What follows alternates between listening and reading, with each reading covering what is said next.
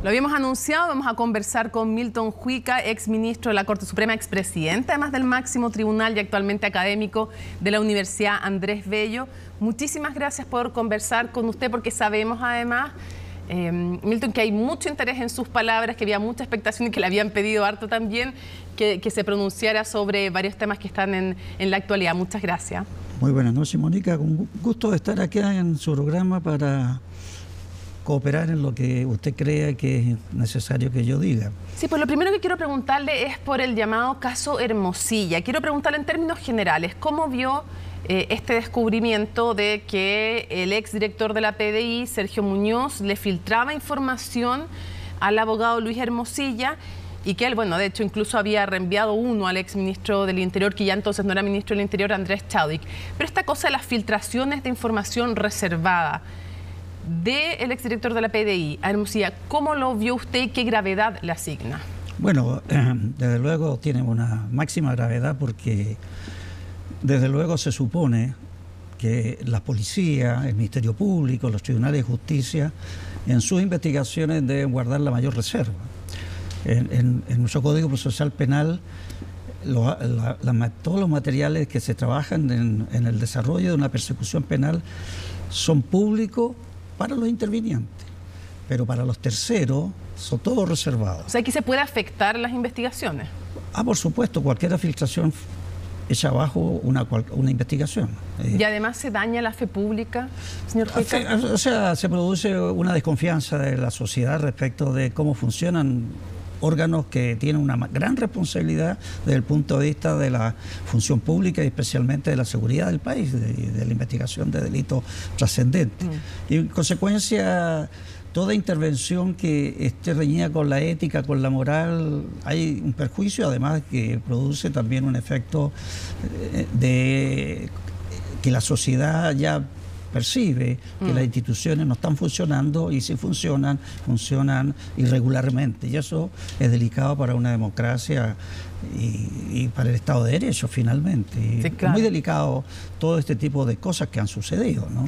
Muy delicado, nos dice usted, para la democracia, para el Estado de Derecho. Su experiencia le dice que va a salir más de este celular, de estos celulares de Luis Hermosilla. ¿Por qué se lo pregunto? Porque recién analizando el 0,2%, y no, ni el 1% se ha analizado, y ya nos encontramos con esto. Sí, yo creo que tiene un cierto cuidado, porque las interceptaciones telefónicas o de audio solo están relacionadas con la investigación de un delito determinado.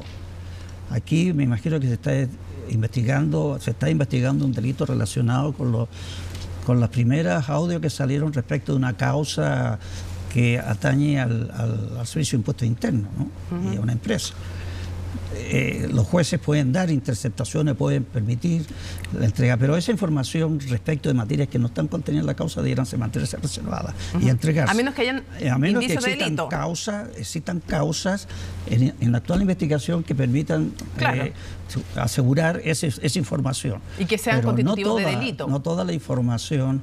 Bueno, las leyes que permiten las interceptaciones son de reciente data. Es que la verdad es que no son interceptaciones, este es el registro de un celular que se incauta. No, pero se puede incautar un teléfono para obtener solo la información que está relacionada con un delito. Ok, con delito determinado. Sí. Quiero preguntarle si usted cree que el Colegio de Abogados en este caso ha estado a la altura. Bueno, en realidad yo no sé lo que está haciendo el colegio de Abogados. No sé ni siquiera sé si Luis Hermosilla es miembro del colegio. Bueno, el colegio tiene facultades disciplinarias y correctivas y puede abrir procedimientos disciplinarios, pero también es cierto que muchas veces el colegio, cuando ya está tramitándose una causa penal, espera los resultados de esa causa para decidir finalmente sobre la conducta ética de sus colegiados. Ahora, si es una instancia ética, parece raro que tengan que esperar tanto para tomar una decisión, porque nadie le está pidiendo que fallen como un tribunal, y aquí ya hay admisión de entrega de información reservada. Bueno, es que mientras no se determinen responsabilidades, efectivamente, hasta ahora estamos en una etapa de investigación en que con respecto a Hermosilla ni siquiera hay una formalización. Entonces, es difícil abrir investigaciones extrajudiciales para investigar conductas éticas, mientras no haya algo más definido sobre el tema. Señor Huiga, quiero llevarlo a todo el tema de la Corte Suprema. Lo primero que quisiera despejar en virtud de la transparencia es, usted fue postulado primero a la Corte Suprema y todos sabemos que se le veta por el tema del caso de Gollados. ¿Cierto? También se le mira muy críticamente por el caso Albania. Hoy día, claro, muchos aplauden que usted haya tenido el coraje de llevar adelante esos casos de violaciones de derechos humanos, sí, pero en su momento le costó no llegar a la Suprema. Se insistió después en su nombre y ahí logró llegar recién a la... Así es. Le levantaron el veto, por decirlo de alguna manera. Quiero preguntarle si es efectivo las versiones que dicen que de alguna manera Luis Hermosilla lo ayudó. No, yo diría que, mire, yo tengo que decir, a Luis Hermosilla lo conozco precisamente por las causas de derechos humanos, sí, porque era defensor, sí, claro, era el abogado de la familia Parada, representaba a la diputada Maluenda, madre de Parada, y estaba dentro del grupo de todos los abogados que en esa época se la juzgaron. Estamos hablando de una época de dictadura, en que ser abogado de este tipo de cosas era riesgoso. Y por lo tanto yo tuve la oportunidad de convivir con muchos penalistas, de la misma manera, porque teníamos buenas relaciones, porque ellos son abogados, sí, y de alguna manera cooperan en la función jurisdiccional. Eso no puede haber ocurrido, porque mi nombramiento fue el año 2001 y fue bajo el gobierno de Ricardo Lagos, a menos que haya tenido mucha relación, que lo dudo, Hermosilla con el presidente, pero lo mío fue algo mucho más pacífico. No necesité de ninguna intervención. Porque usted dice que no es efectiva la intervención. No, porque le voy a explicar por qué. A ver. Porque mi nombramiento se debió porque nombraron a Domingo Coquis. Fue uno de un lado y otro del otro. O sea, cuando se quedaron dos vacantes, ya estaba decidido que el Congreso le iba a dar el pase a Domingo Coquis en el entendido que me lo iban a dar a mí. Yo ni siquiera hablé con nadie. Yo nunca hablé con nadie de todas maneras en toda mi carrera judicial. Y tampoco acepté que fueran a hablar conmigo como ministro de la Corte Suprema por cargos judiciales. Es que a eso quiero ir. Quiero ir profundizando un poco más en su experiencia en el Tribunal Supremo. Lo primero, ¿qué le parece a usted el actual sistema de nombramiento para la Corte Suprema? Bueno, todos los sistemas de nombramiento, no hay un sistema mágico ni ideal, no lo hay. Todos adolecen de críticas respecto al sistema, porque el sistema que tenía Chile y lo sigue manteniendo es el de que participan todos los poderes del Estado en el nombramiento. Sí. Eso se llama autogeneración incompleta, según los autores, en clasificar los sistemas de nombramiento. ¿Cuál es el problema que usted ve en este sistema? Para mí el único problema es el Senado. ¿Por qué? ¿Por qué? Porque es político. Como les digo, mi nombramiento se tuvo que mover el Senado y llegarse a acuerdo para que me nombrara a mí en la medida que se le diera el pase a Domingo Coquis. Así ocurrió y yo no me moví ni siquiera de mi asiento para ser nombrado. ¿Usted sigue pensando que este sistema es nefasto, como ha dicho? No, bueno, es nefasto, es malo, porque está visto que hay que partir de la base de que todos los problemas que nacen de dudas parten desde el momento en que se confeccione una terna o una quina que va al Ministerio de Justicia.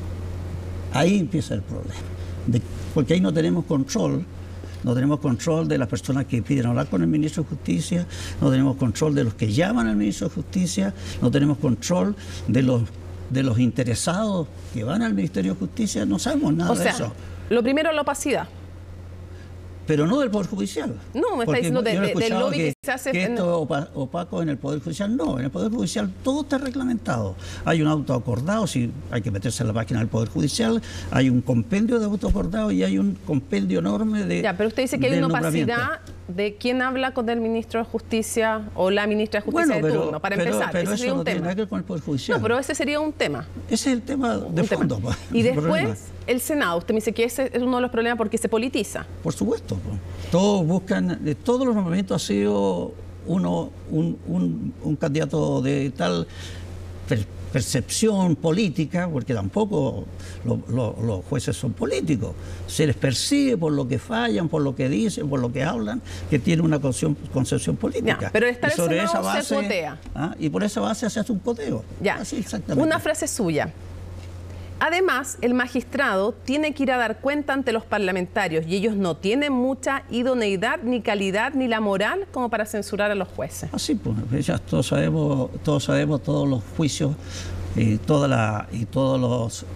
los problemas que han creado con asuntos bastante criticables, por ejemplo, todo lo que está relacionado con el financiamiento de las campañas políticas, en que quedó demostrado que hubo intervenciones dolosas en ese tipo de materia. Yo eso lo dije y lo sigo sosteniendo. Yo no considero que sea un organismo, digamos, hábil para que esté interrogando a los jueces cómo son, qué hacen, cómo se comportan. Entonces, ¿no tiene la calidad moral, dice usted, el Senado? Bueno, yo diría que no es una contraparte equilibrada, ni tampoco que uno podría pensar que es magnífico eso. No me parece. Y en verdad eso es crítico. Yo recuerdo que los primeros nombramientos, los ministros de la Corte Suprema, los candidatos a ministros de la Corte Suprema, no iban a hablar al Senado. Hoy por hoy están obligados a hacerlo y hacer cuentas y ser materia de interrogatorio.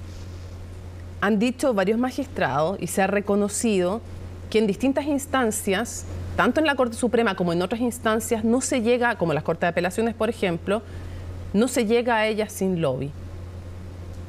Bueno, yo creo que eso depende de cada persona, Hoy por hoy, yo por lo menos cuando llegué a la Corte Suprema, se dictó un auto acordado en el sentido de que los ministros de la Corte Suprema no tenían que recibir a ningún candidato para el cargo judicial. Y eso se reguló en un auto acordado. Y en el caso de los nombramientos para ministros de la Corte Suprema hay una audiencia pública, un llamado concurso, una audiencia pública en que los candidatos van a exponer públicamente, porque es una audiencia pública. ¿Usted me dice que nadie hace lobby ante la Corte Suprema? ¿Para los nombramientos? O sea, no lo puedo decir absolutamente, pero todo el sistema reglamentario está dado para que no se haga eso. Pero parece ser, por lo que dicen todos, sea el magistrado Curi y otros dicen que nadie llega a la Corte Suprema sin lobby. A lo mejor en el Senado, pero no en la Corte Suprema. ¿Usted cree que no reciben? Bueno, ¿no reciben llamados? En mi época, ¿no reciben yo estoy hablando hasta el año 2018, en esa época estaba prohibido recibir a los candidatos. Y yo nunca recibía a ningún candidato. Y por lo demás no necesitaba porque yo sabía que... ¿Pero pondría las manos al fuego usted? Porque yo no pongo las manos al fuego por nadie. Sus otros colegas de la Corte Suprema no recibían. Lo hace de un sistema objetivo, claro y preciso, plasmado en un documento que es un autoacordado que dice así se hacen las cosas. Señor Juica, usted saca, ¿qué mejoraría del sistema? ¿Sacaría al Senado del sistema de nombramiento de la Suprema? Desde luego buscaría un sistema que dé plena objetividad en el nombramiento, que sea altamente transparente, pero no veo todavía cómo se puede hacer. ¿Sacar al Senado sería una opción para usted? Bueno, ¿deseable? Traería mejores posibilidades de transparencia que lo hiciera el presidente de la República, como había sido tradicional hasta el año 1998. O sea, sí, para no malentenderlo, ¿a usted le parece que sacar al Senado del nombramiento de los jueces de la Corte Suprema sería mejor que lo que hay ahora? Absolutamente, porque ya vemos que si no se ponen de acuerdo, el candidato propuesto al presidente de la República va a ser objetado. ¿Y qué dice la experiencia de los nombramientos? Que toda la persona que ha sido propuesta por el presidente de la República pasa por la Comisión de Legislación y Justicia y no hay ningún informe de la Comisión de Legislación que diga que ese candidato no merece ser ministro de la Corte Suprema. ¿Y qué pasa con los nombramientos de los magistrados de la Corte de Apelaciones?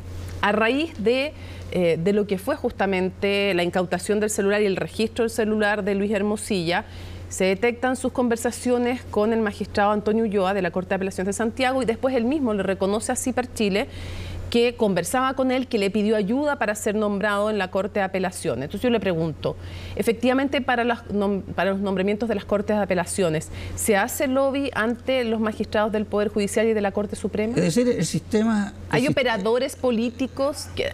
algunos nombres. Es probable que haya operadores políticos. O sea, hay se puede identificar como... a ciertas personas de partidos políticos o secretarios que hacen un lobby. ¿Qué hacen? ¿Van y hablan con los magistrados y hacen lobby por sus candidatos? Es probable que hablen con aquellos que aceptan el lobby. ¿Usted nunca aceptó? Yo nunca acepté. ¿Y le fueron a pedir conversar con usted? Yo tenía un secretario que le decía, que sabía claramente que mi audiencia estaba relacionada exclusivamente con el Poder Judicial y yo la audiencia la citaba desde las 7:30. Pero lo intentaron entonces, ¿lo intentaron con usted? ¿Y su secretario les dijo que no? No. O sea, el secretario sabía que no, tenía que decirle que no, que yo ni para aspectos disciplinarios, ni para aspectos de causa, ni para aspectos de nombramiento, a nadie. Recibía audiencia de cualquier problema atinente a la jurisdicción. Sí, no, entiendo. Si tienen que, de hecho, está dentro de sus obligaciones para otros temas. Sí. Pero usted reconoce que existen operadores en el Poder Judicial. O sea, es posible, es probable. Me contaron a mí que habían ciertas personas que se dedicaban, no es que se dedicaban, sino que de repente iban a conversar porque le interesaba algún candidato, pero no era la generalidad, porque para el nombramiento de la Corte, para ser ministro de la Corte Suprema, pasa por ir por una carrera judicial. Primero, tiene que tener años de servicio, tiene que estar bien calificado y además tiene que aprobar un examen de habilitación en la Academia Judicial. O sea, no es que cualquiera persona puede ser. Y en general se nombra al más antiguo. Quiero llevarlo a otros temas antes que se nos vaya el tiempo porque pasa volando. Esto como jurista y como ciudadano que lee la actualidad y que ve lo que está pasando en la discusión. Quiero preguntarle, ¿qué le parece que esta llamada doctrina Toa, que el gobierno ha dicho que cada vez que hay un alto funcionario público formalizado en una causa, se le va a pedir que deje sus funciones porque distrae la atención de su trabajo principal en favor de su defensa que tiene que realizar? Bueno, yo creo que hay una especie de desconocimiento de lo que es la formalización. Pero dicen, aclara la ministra, que no es porque lo consideran culpable, que entienden que es solo la comunicación de cargos, pero que distraen la atención de su labor principal. Si a usted la demandara en una causa civil, la formalización no es más que una demanda. Usted, por muy importante que sea la causa civil, eso no puede inhabilitar a nadie para... ¿O sea, a usted le parece incorrecta? A mí me parece que no corresponde a lo que se establece en el Código Procesal Penal y la Constitución Política de asegurar que una persona es inocente hasta cuando no sea declarada culpable por sentencia ejecutoriada. En consecuencia, ni siquiera para proceder a un desafuero, la formalización sirve. Tendríamos que avanzar más, tiene que haber una acusación. Ahí estamos hablando o tiene que haber medidas cautelares importantes como la prisión preventiva. Que impidan el ejercicio del cargo. Ahora, insisto, pero eso a mí me parece muy discutible desde todo punto de vista. ¿Le parece discutible? Va contra los principios que están establecidos en el Código Procesal Penal. Entiendo su punto de vista. Hago hincapié en que la ministra ha aclarado que no se trata de hablar sobre la culpabilidad, sino que distrae la atención, y usted me dice por qué no lo comparte, me lo explico. Otra pregunta antes que se nos vaya el tiempo. ¿Le parece bien que en vistas de la eventual formalización el general director de Carabineros siga en su cargo? ¿Cómo lo ve usted? Bueno, ya dije mi opinión. Lo mismo, o sea, ¿usted no cree que es problema? Yo discrepo de que la formalización sea un obstáculo para que una persona desarrolle completamente sus actividades y pueda ir con tranquilidad a un juicio. Esa es la ciencia del nuevo sistema procesal penal. Perfecto. Que se considera a la persona inocente y lo ideal es que se proceda en libertad de esa persona.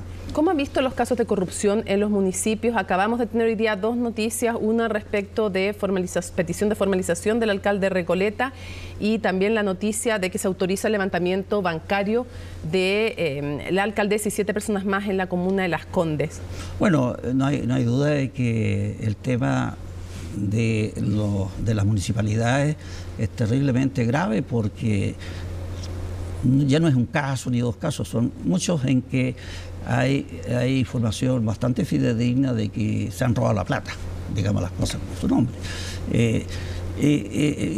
La corrupción en Chile ha llegado a un extremo bastante alto, esa es mi opinión. Ahora, tampoco podemos decir que nunca Chile fue no había corrupción. Yo de toda la vida, yo estuve 50 años en el Poder Judicial y siempre hubo causas relacionadas con la función pública, de personas que se metían en problemas, que eran llevaban a procesos y terminaban condenadas. O sea, lo que pasa ahora es que como que se rompió una burbuja a partir de las leyes de transparencia, en que toda la información es pública en este momento y los medios de comunicación tienen esa libertad para buscar todos los antecedentes para... Pero usted diría que estamos en un punto crítico respecto de corrupción. Yo le pregunto entonces, usted decía, estamos en un punto crítico respecto de la corrupción en Chile.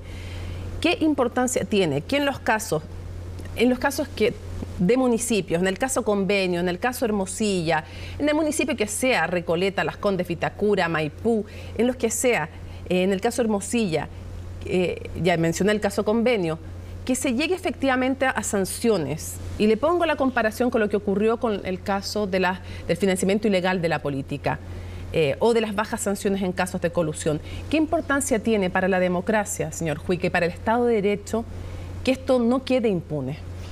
Bueno, lo ideal es que todas las conductas ilícitas sean primero investigadas y si hay mérito para condenar, se produzcan las sentencias condenatorias. En verdad, lo importante es que la sociedad está conociendo actos de corrupción y lo importante es que quienes les corresponde la investigación, que le corresponde al Ministerio Público y a la policía, determinar la efectividad de la denuncia y la responsabilidad de las personas, se llegue a una sentencia condenatoria, pero también hay que tener en consideración que eso no es de incumbencia del Poder Judicial ni de los jueces. Va a depender del trabajo que haga el Ministerio Público en su investigación y de la policía. Si ellos tienen todos los medios de todo lo que se dice, llegan con todo el antecedente a una causa, tienen todos los medios para obtener la sentencia condenatoria, pero no depende de los jueces. ¿Usted sigue pensando que hay una justicia para ricos y otra justicia para pobres? Bueno, la evidencia parece confirmar esa percepción. Esa es la evidencia que tenemos. Cuesta encauzar a las personas que cometen delitos, digamos, de cuello blanco, como se le llama, pero que son delitos tan graves como cualquiera otro. Cuesta primero enjuiciarlo y cuesta mucho más condenarlo. Esa es la evidencia que uno percibe, ¿no? Y no debiera ser. Evidentemente que eso habla mal y la percepción de la ciudadanía es real. La percepción hay dos justicias entonces, según los recursos que uno tenga para la defensa, entre otras cosas. Yo diría que no afectaría tanto a la defensa, sino que a la persecución penal. Yo reforzaría mucho más la persecución penal, dotando al Ministerio Público, a la policía, de mucho más recursos, de muchas más facultades para llegar al final de eso. Si no, va a ser lo que ha pasado de antaño, de gran escándalo al principio y terminamos en cosas de sobreseimiento, sentencias bastante ridículas. Como clases de ética. Sí, bueno, ese es un ejemplo. Pero es un ejemplo bien vergonzoso, ¿no? Claro que sí. Por eso quiero preguntarle, antes de que vamos cerrando, ¿a usted le fue re mal por criticar los casos de financiamiento ilegal de la política? Me gustaría su reflexión sobre eso. ¿Cuál fue el daño que hubo ahí? ¿Cuál fue el daño? Porque las palabras que yo le leí a usted en otras oportunidades respecto de los parlamentarios que financiaron sus campañas. ¿Qué fue lo que ocurrió ahí y cómo le fue a usted por criticar aquello? Primero hubo también alguna responsabilidad de la Corte Suprema porque también no tuvo la percepción suficiente o la visión suficiente de que era mejor desaforar a aquellas personas que estaban siendo investigadas, ¿no? Y no pensar como pensaron muchos y que hicieron mayoría, de que podía haber un desbalance democrático, porque iba a parecer que muchos parlamentarios que debían ser desaforados, porque habían antecedentes suficientes, sin embargo no lo desaforaban porque podía perderse un equilibrio democrático, cosa que a mí me parecía un absurdo. Y por eso manifesté eso que a mí me parecía totalmente incorrecto, que un parlamentario no podía estar en una situación de duda respecto de su integridad moral. Eso me parecía tan obvio que, por ser obvio, nunca pensé que podía pasar, y pasó. Y eso lo dije siempre, lo dije con mucha claridad, a veces con palabras a veces duras, seguramente, pero tanto que el Senado completo mandó una carta al presidente de la República reclamando de mi tenor. Al presidente de la Corte Suprema. Al presidente le mandó la carta. Y el presidente le llamó: ¿y qué quiere que haga con esto? No, es para que sepa, nomás le dijo. Pero, Raya, para la suma, en este país hubo parlamentarios que cometieron delitos y quedaron impunes. Bueno, estaban involucrados en hechos, para ser más, no tan categóricos, sino porque tampoco podíamos imputarle, porque habría que esperar todo el juicio y la sentencia. O sea, no hubo proceso en su contra. Finalmente se terminaron los procesos con sobreseimientos y no se siguió investigando. Y también influyó de alguna manera, mi opinión personal, como que el Ministerio Público también no tuvo también la fuerza suficiente, la valentía o el coraje para hacer la investigación que correspondía hacer.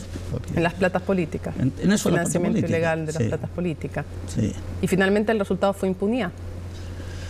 A la larga, claro, hay esa sensación de impunidad que hace que la ciudadanía perciba a los políticos en el peor nivel de aceptación, luego los parlamentarios, luego viene el Poder Judicial y así, y la percepción ciudadana sobre la administración del Estado no es buena.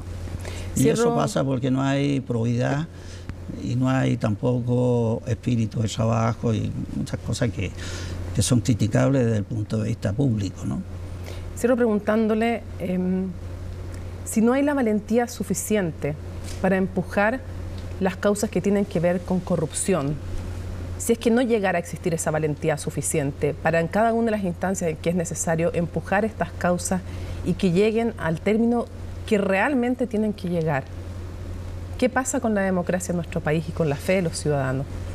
Se resiente. Viene la anarquía, viene el populismo, como ocurre. No hay acuerdo tampoco político, no hay acuerdo para hacer las leyes que interesan.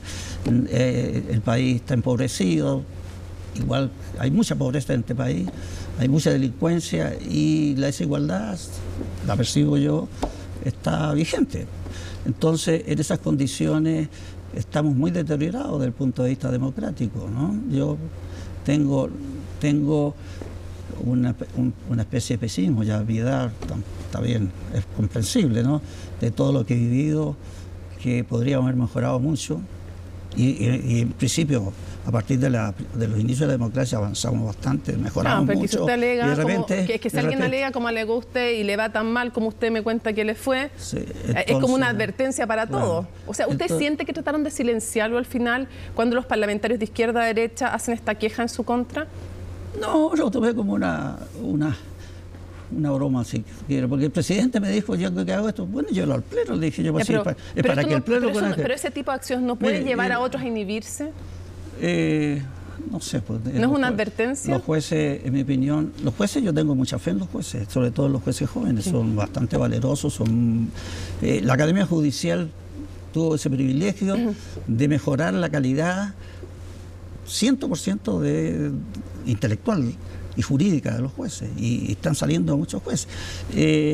Claro, se pierde también eso que parecía tan bueno para la democracia, que tuviéramos un poder judicial fuerte, independiente, imparcial, que son las virtudes que puede tener el Poder Judicial. Quiero agradecerle mucho la entrevista, solamente quiero no malentender una cosa del comienzo, que quiero retomarla para cerrar muy breve. Usted me dice que este audio, esta conversación entre Leonardo Villalobos y Hermosilla y otra persona más de esta empresa, Sauer, el que se ocupe como prueba, ¿usted le parece que está dentro de las armas legales correctas? ¿Se puede ocupar o no? Porque hay una discusión yo diría que no, porque yo soy profesor de Derecho Procesal estoy pasando este semestre, porque hago un curso de 2 años y medio semestrales, estoy pasando en este momento explicando a mis alumnos todo el tema de la investigación y cómo tienen que investigar y cuáles son las pruebas, porque las pruebas pueden ser lícitas o ilícitas, y la ilicitud pasa porque no se cumplen los preceptivos constitucionales o legales para producir la prueba. En consecuencia, cualquier obstáculo cualquier cuestión que ponga en entredicho la licitud de la prueba tiene que estar bien regulada por la ley. Ahora, y por lo que yo entiendo, la ley dice que esto es una excepción. De luego la interceptación es una excepción que se da para... Pero esta no es una interceptación, aquí hay una grabación que se va a conocer en un medio de comunicación. Todas las conversaciones... Pero déjeme desarrollar la pregunta para entender bien, porque tenemos que cerrar, pero si un medio de comunicación da a conocer una grabación que tiene indicios de un eventual delito, ¿no es obligación del Ministerio Público empezar a investigar? Por supuesto, por supuesto. Entonces el Ministerio Público... Bueno, siempre la prueba tiene que estar relacionada con la investigación que se está realizando. Es evidente que muchas veces en esa investigación resultan evidencias que cometen. Eso la ley lo prevé, pero hay que hacer otra causa, investigar esa causa. Entiendo, ya, ok. Y por eso es que se abre esta otra causa que tiene que ver con Muñoz y no se sigue con la otra. Ya, tiene que ver, perfecto. Pero no toda la información, porque afecta a terceros. No, la que tenga que ver con eventuales delitos. Puede afectar a terceros. Por eso digo, no nada que ver es la que tiene eso. que ver con eventuales delitos. Pero y ahí yo tengo se la abre sensación una causa. que el público quiere conocer todo lo que está puesto en eso. Y eso desde el punto de vista legal no corresponde. Ya, pero entendí, me enseñó el profesor Huica entonces. Se abre otra causa si es que viene otro eventual delito, y lo que se puede conocer a su juicio del celular Hermosilla o de los celulares que sean son los que tienen que ver con eventuales delitos y tendrán que irse clasificando las causas respectivas. Y tiene que haber una cadena de custodia que registre claramente todo eso. Perfecto. Porque si no hay cadena de custodia tampoco hay ilícito. Absolutamente.